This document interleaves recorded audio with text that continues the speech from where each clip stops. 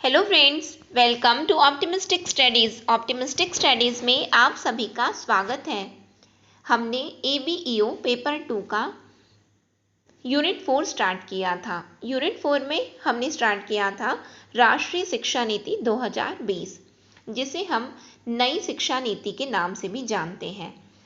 तो हमने 5 parts already discuss किए हुए हैं। आज हम पार्ट 6 देखने जा रहे हैं। यदि आपने प्रीवियस लेक्चर नहीं देखा है तो ABEO नाम से प्लेलिस्ट बनी हुई है चैनल में, उसमें जा कर के आप देख सकते हैं।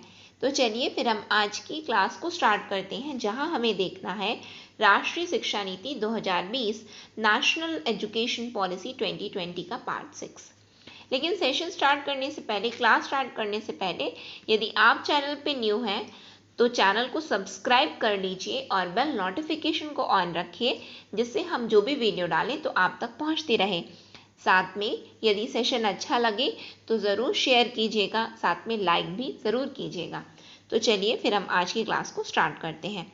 हमने क्या देखा था? तो हमने ये देखा था कि जो ये नई शिक्षा नीति है उसने वो जो है 2 बिंदु पर केंद्रित है। कौन कौन से 2 बिंदु हैं?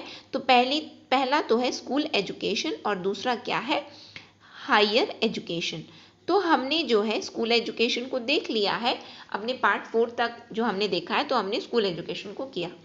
फिर कल हमने जो पार्ट 5 देखा तो उसमें हमने अब स्टार्ट कर दिया है हायर एजुकेशन, उच्च शिक्षा के बारे में। ठीक है, इसका उच्च शिक्षा का हमने 3rd पॉइंट तक देख लिया था, पार्ट 5 में देखा था। आज हमें 4th पॉइंट से स्टार्ट करना है। ठीक है, तो यहाँ पे मैंने आपको एक बैकग्राउंड भी बता दिया, लिंक भी बता दिया, जिससे आप लोग इसको रिलेट कर सको।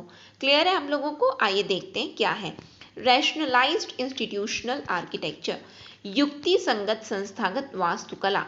इसके संबंध में क्या बताया गया कि क्या युक्ति संगत संस्थागत वास्तुकला, रैशनलाइज्ड इंस्टीट्यूशनल आर्किटेक्चर क्या है? आइए देखते हैं, समझते हैं। Higher education institution will be transformed into large, well-resourced, vibrant, multidisciplinary institution providing high-quality teaching, research, and community engagement. Here, what does it mean? Higher education institution will be transformed. Will be transformed into what? Into large, well-resourced, vibrant, multidisciplinary institutions providing high-quality teaching, research, and community engagement.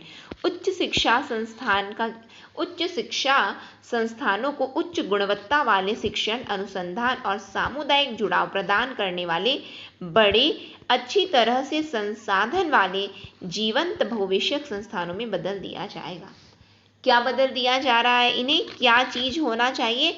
तो उच्च गुणवत्ता वाले शिक्षण, अनुसंधान और सामुदायिक जुड़ाव प्रदान करने के लिए इन्हें क्या बना दिया जाएगा? बहुविषयक संस्थान के रूप में इन्हें बदल दिया जाएगा। सभी संसाधनों वाले जीवंत बहुविषयक संस्थान। कल हमने मेरू के बारे में देखा था ना, मेरू के बारे में देखा था। ठीक है, अब मेरू हमने देखा मल्टीडिसिप्लिनरी एजुकेशन, है ना। तो इसमें क्या था? ये बहुविषयक के लिए यूनिवर्सिटी थी, जो कि क्या है? जो ग्लोबल लेवल को मैच करेगी, जो कि वैश्विक स्तर को मैच करती, जो कि IIT IIM के बराबर है। IIT IIM की तुलना में ये जो है बहुविषयक, ये कौन सी है? बहुविषयक विश्वविद्यालय हमारे भारत देश में स्थापित होने जा रहा है। नई शिक्षा नीति ने ये बताया है। उसी क्रम में यहाँ पे उसी बात को अगेन बताया गया कि उच्च शिक्षण संस्थानों को क्या कर दिया जाएगा? तो बहुविषयक संस्थानों में बदल दिया जाएगा, जहाँ सभी प्रकार की सुविधाएं, संसाधन सभी जो है उपलब्ध रहेंगे। ठीक है, आगे देखते हैं। The definition of university will allow a spectrum of institutions that range from research-intensive universities to teaching-intensive universities and autonomous degree-granting colleges. एक ही चीज में देखिए इतनी सारी बातें बताई गई कि यूनिवर्सिटी मतलब क्या है? यूनिवर्सिटी मतलब जहाँ पे रिसर्च भी होते हैं। ठीक है, यानी कि एक वाइड स्पेक्ट्रम है, यानी कि एक रेंज बता दिया गया कि यूनिवर्सिटी का क्या मतलब है। यानी कि from research intensive university to teaching intensive university and autonomous degree granting college. ये सभी विश्वविद्यालय हैं। तो विश्वविद्यालय की परिभाषा उन संस्थानों के एक स्पेक्ट्रम की अनुमति देगी जो अनुसंधान गहन विश्वविद्यालयों से लेकर के, ध्यान दीजिएगा, अनुसंधान गहन विश्वविद्यालयों से लेकर के शिक्षण गहन विश्वविद्यालय और स्वायत्त डिग्री देने वाले कॉलेजों तक है। यानी कि शिक्षण डिग्री, स्वायत्त डिग्री देने वाले एवं शिक्षण गहन विश्वविद्यालय। टीचिंग इंटेंसिव यूनिवर्सिटी, जहाँ पे टीचिंग इंटेंसिव यूनिवर्सिटीज़ क्या होती है, जहाँ पे टीचिंग, शिक्षण भी सिखाया जा रहा है, ठीक, अनुसंधान किया जा रहा है, साथ में वो डिग्री कॉलेज भी है, डिग्री प्रदान किया जाता है। कॉलेज में जब हम जाते थे क्यों जाते हैं, डिग्री मिल जाए, है ना, हर कोई। इसीलिए तो क्या ये बोला है कि नहीं नहीं मैं ना कॉलेज पढ़ रहा हूँ जिससे मेरे ज्ञान में वृद्धि हो और मुझे ना डिग्री से लेना देना नहीं है। आपको मुझे डिग्री देनी है तो दीजिए, नहीं देनी तो मत दीजिए। मैं तो केवल 3 साल 5 साल यहाँ पे डिग्री के लिए हूँ, 3 साल 4 साल जो भी है डिग्री के लिए हूँ। ऐसा किसी ने बोला क्या? तो ऐसा तो किसी ने नहीं बोला, और ना ही कोई इसलिए कोई कार्य कर रहा है। ठीक है, बिल्कुल ज्ञान लिया जा रहा है, लेकिन with in the time frame. First year है तो फर्स्ट ईयर को निकाल लो। ये नहीं कि 2-3 साल नहीं मैं फर्स्ट ईयर में रहूँगा या रहूँगी क्योंकि मुझे यहाँ पे बहुत अच्छा ज्ञान मिल रहा है, ऐसा तो कोई नहीं बोलता है। ठीक है, तो ये क्या बताया, तो स्वायत्त डिग्री देने वाले कॉलेज भी यूनिवर्सिटी, यानी कि अब विश्वविद्यालय की परिभाषा के अंतर्गत ये सभी चीज़ें जो कि न केवल अनुसंधान गहन विश्वविद्यालय है बल्कि अनुसंधान गहन विश्वविद्यालय से लेकर के शिक्षण गहन विश्वविद्यालय एवं स्वायत्त डिग्री देने वाले कॉलेज भी विश्वविद्यालय की परिभाषा के अंतर्गत सम्मिलित हो गए हैं। ठीक है, आगे देखते हैं, आगे क्या बताया जा रहा है। Affiliation of college is to be phased out in 15 years and a stage-wise mechanism is to be established for granting graded autonomy to college. 15 वर्षों में महाविद्यालयों की संबद्धता को चरणबद्ध तरीके से समाप्त किया जाना है। 15 वर्षों में, है ना, महाविद्यालयों की संबद्धता को चरणबद्ध तरीके से समाप्त किया जाना है और महाविद्यालयों को श्रेणीबद्ध स्वायत्तता प्रदान करने के लिए एक चरणवार तंत्र स्थापित किया जाना है। Affiliation of college is to be phased out, यानी कि एफिलिएटेड बाई बोलते हैं ना, एफिलिएटेड बाई यूनिवर्सिटी का नाम दे दिया गया है कि यहाँ से एफिलिएशन प्राप्त है।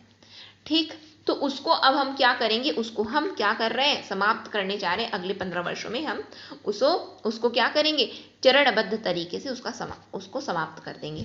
और क्या करेंगे, established mechanism is to be established for granting graded autonomy to college, यानी कि उनको स्वायत्तता दे दी जाएगी, श्रेणीबद्ध स्वायत्तता प्रदान की जाएगी। किसे? तो महाविद्यालयों को श्रेणीबद्ध स्वायत्तता, यानी कि ऑटोनोमस कॉलेज। साइंस कॉलेज क्या है, रायपुर का ऑटोनोमस कॉलेज है, लेकिन उसके नीचे में क्या लिखा है, क्या लिखा रहता है, affiliated bye Pandit Ravishankar university. तो बोलेंगे एफिलिएशन को अब हम समाप्त कर देंगे और वो पूरा टोटली ऑटोनोमस होने वाला है। इस एफिलिएशन को हम अगले 15 वर्षों में क्रमबद्ध या चरणबद्ध तरीके से हम उसे समाप्त करने जा रहे हैं। क्लियर है आप लोगों को? आइए देखते हैं आगे क्या बताया गया। 4th पॉइंट हमने देख लिया। अब motivated, energised and capable faculty के लिए क्या बताया, प्रेरित, ऊर्जावान और सक्षम संकाय के विषय में क्या बताया गया। टॉपिक, ये जो सब टाइटल है उसको बिल्कुल आपको याद करना है ना, कि इसके अंतर्गत हम क्या पढ़ रहे हैं। ठीक, तो इसके संबंध में क्या बताया गया, recommendation for motivating, energising and building capacity of faculty through clearly defined independent transparent recruitment. यदि पारदर्शिता हो जाएगी कि भर्ती की प्रक्रिया क्या है तो बस सभी चीजें तो क्लियर हो जाएंगी। अब लेट्स से हम मान करके चलते हैं, एग्जाम्पल है, ठीक है, किसी स्कूल में वैकेंसी निकली है। अब वैकेंसी आपको पता चल रहा है, अच्छा वैकेंसी आई हुई है, लेकिन कुछ दिन बाद आपको पता चल रहा है वैकेंसी तो पूरी क्या हो गई है, पूरी फिल हो चुकी है, बल्कि पढ़ाई भी चालू हो गई, सब कुछ चालू हो गया। अब आपके मन में ये जानने की इच्छा, अरे वैकेंसी आई थी कब, किसने क्या कर दिया, हमें तो कुछ पता ही नहीं चला। क्यों? क्योंकि पारदर्शिता रही नहीं। आप बस वेट करते रह गए कि अच्छा वैकेंसी आई है, कभी डेट आएगा कि एग्जाम होना है, या फिर एग्जाम नहीं तो इंटरव्यू होने का कुछ तो डेट आए, आपको पता ही नहीं चला। आप बिल्कुल उसको एकदम ध्यान से मतलब देख रहे थे, बिल्कुल अपडेट कर रहे थे अपने आप को कि कभी तो पता चले, कभी तो थोड़ी दिन बाद आपको पता चल रहा है नहीं वहां पे तो पूरी वैकेंसी जितनी है पूरी फिल। इसका मतलब पारदर्शिता नहीं रही वहां पे, पारदर्शिता नहीं रही है वहां पे, इसीलिए तो वैकेंसी आई भी और फिल भी हो गई, पता तो चला ही नहीं हमें। तो बस वैसे स्पष्ट रूप से परिभाषित परिभाषित स्वतंत्र पारदर्शी भर्ती के माध्यम से संकाय की क्षमता को प्रेरित करने, सक्रिय करने और निर्माण करने के लिए सिफारिशें यहाँ पर बताई गई हैं। इस नई शिक्षा नीति ने क्या बोला कि पारदर्शी रूप से क्या होना चाहिए, भर्ती होनी चाहिए। जब पारदर्शी रूप से भर्ती की जाएगी उसके बाद हम टीचर्स को मोटिवेट भी कर रहे हैं, एनर्जाइज भी कर रहे हैं और उनमें क्या करें, कैपेसिटी बिल्डिंग भी कर रहे हैं। जहाँ कहीं भी आवश्यकता पड़ेगी तो फैकल्टी में हम कैपेसिटी बिल्डिंग भी करेंगे, एनर्जाइज करेंगे, मोटिवेट करेंगे। ठीक है, फिर क्या बताया गया, freedom to design curriculum pedagogy incentivising excellence movement into institutional leadership. Freedom to design यानी कि क्या करो, कैरिकुलम पेडागोगी को अपने अनुसार स्वतंत्र रूप से डिजाइन कर सकते हो, फ्रीडम दे दिया गया। तो पाठ्यक्रम शिक्षा शास्त्र को डिजाइन करने की स्वतंत्रता, उत्कृष्टता को प्रोत्साहित करना, संस्थागत नेतृत्व में आंदोलन। संस्थागत नेतृत्व में क्या बताया गया है, movement into institutional leadership. Freedom to design यानी कि हमें यदि कुछ चीज याद करना है, यहाँ पे हमने क्या याद किया, यहाँ पे केवल और केवल हमें क्या याद करना है कि जो शिक्षकों की भर्ती है उसमें पारदर्शिता आनी चाहिए। शिक्षकों की भर्ती प्रक्रिया में पारदर्शिता की बात इस नीति ने सुझाया है। यहाँ पे क्या बताया है कि पाठ्यक्रम शिक्षा शास्त्र क्या होना चाहिए, उनको डिजाइन करने की स्वतंत्रता दे दी जानी चाहिए कि इसे ये इस तरह कठोर नहीं होना चाहिए। पाठ्यक्रम शिक्षा शास्त्र ये सब कठोर नहीं होना चाहिए, लचीला होना चाहिए। यानी कि समय के साथ समय की डिमांड क्या है, यानी कि आसपास की डिमांड क्या है, अंतर्राष्ट्रीय एवं राष्ट्रीय स्तर पर डिमांड क्या है, राज्य स्तर पर डिमांड क्या है, तो उस अकॉर्डिंग में सिलेबस को बदल भी दिया जाएगा। ठीक है, तो इस तरीके से कैरिकुला क्या होना चाहिए, स्वतंत्र होना चाहिए, स्वतंत्रता दे दी जानी चाहिए डिजाइन करने में। सिक्स्थ पॉइंट में यदि हम आए तो क्या दिया हुआ है, टीचर एजुकेशन, शिक्षक की शिक्षा। आइए देखिए इसमें क्या बताया गया है। इसमें बताया जा रहा है national curriculum framework for teacher education. ध्यान देना, national curriculum framework for teacher education 2021। A new and comprehensive framework will be formulated by the NCTE in consultation with the NCERT। क्या बताया गया, शिक्षक शिक्षा के लिए राष्ट्रीय पाठ्य चर्चा की रूपरेखा। यदि एग्जाम में आता है NCFTE का फुल फॉर्म क्या है, तो NCFTE का फुल फॉर्म है national curriculum framework for teacher education, शिक्षक शिक्षा के लिए राष्ट्रीय पाठ्य चर्चा की रूपरेखा। कौन तैयार करेगा, तो NCTE,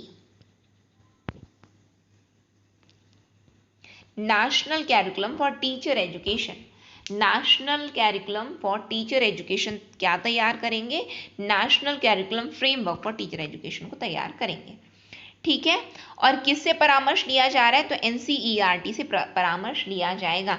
कौन तैयार किया, ऐसे यदि हम याद करने की कोशिश करें तो NCFTE को कौन बना रहा है, तो NCFTE को बनाया जाएगा NCTE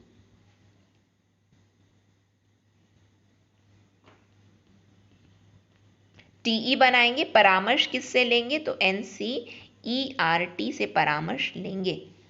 ठीक है, क्लियर है आप लोगों को यहाँ पे इतनी बातें। ठीक, बस यही यहाँ पे बताया गया है। आगे देखते हैं आगे क्या आता है। By 2030, the minimum degree qualification for teaching will be a 4-year integrated B.Ed degree। यहाँ पे क्या बताया गया है कि 2030 तक शिक्षण के लिए न्यूनतम डिग्री योग्यता 4 वर्षीय एकीकृत B.Ed डिग्री होगी। यानी कि पढ़ाना है, शिक्षक बनना है, तो उसके लिए आपको क्या करना पड़ेगा, एकीकृत B.Ed डिग्री 4 वर्षों की करनी पड़ेगी। तब जा ये एकीकृत B.Ed डिग्री क्या होती है, तो हमने ये देखा है कि जहाँ पे 3 साल जो है जो भी डिग्री ली जाती है वो रहेगा जिस भी फील्ड से आप हो, और 1 साल की वो 1 साल का B.Ed रहेगा। यानी कि कुल मिलाकर के यदि हम बात करें तो पहले से ही डिसाइड कर लेना है कि हमें क्या बनना है, हमें शिक्षक बनना है। शिक्षक बनना है तो डायरेक्टली आपको किस में एनरोल करना है कि 4 साल के एकीकृत B.Ed डिग्री वाले में ही जाना है। क्लियर है, तब जाकर के शिक्षक बना जा सकता है। तो ये शिक्षण के लिए बताया गया है। ठीक है, टीचिंग के लिए ये क्वालिफिकेशन तय किया गया है और ये होगा कब से, तो 2030 तक ये कार्यक्रम बाई 2030 द मिनिमम डिग्री, यानी कि 2030 तक ये ऐसा प्रावधान हो जाएगा हमारे देश में। ठीक है, ये वही बताया गया कि और क्या क्या चेंजेस लाए गए हैं किसमें, तो नई शिक्षा नीति के माध्यम से, कि पहले जो मानव संसाधन मंत्रालय था उसका नाम बदल करके क्या कर दिया गया, शिक्षा मंत्रालय। Ministry of human resource is now called ministry of education, शिक्षा मंत्रालय। पहले मानव संसाधन विकास मंत्रालय का नाम अब शिक्षा मंत्रालय हो गया है। ठीक, जो हमने पढ़ा हुआ है बस ये वही लिखा हुआ है कि 10+2 को अब क्या बदल दिए, 5+3+3+4 कर दिए हैं। ये मैंने बताया है, हाँ बिल्कुल बताया। जो जो हमने पढ़ा है कि 4 year multidisciplinary bachelor programmes to be preferred, mid term drop outs भी है यानी कि बीच में छोड़ सकते हो, फिर गैप सर्टिफिकेट यानी कि सर्टिफिकेट दिखा दो, प्रोबेबल सर्टिफिकेट, तो वापस से एडमिशन भी दे दिया जाएगा। ये सभी चीज़ें हमने इसको देखा है। ये क्या बोलते हैं, ये ऐसा है कि यदि लास्ट टाइम में यदि हम एक नज़र बस देख लें तो हम रिकॉल कर पाएंगे, ये वो है। ठीक है, फिर उसके बाद हम आ जाते हैं मेंटरिंग मिशन क्या है। तो मेंटर करना है, किसी को सिखाना है। मेंटरिंग मिशन के तहत में क्या बताया गया है, इसमें a national mission for mentoring की बात की गई है।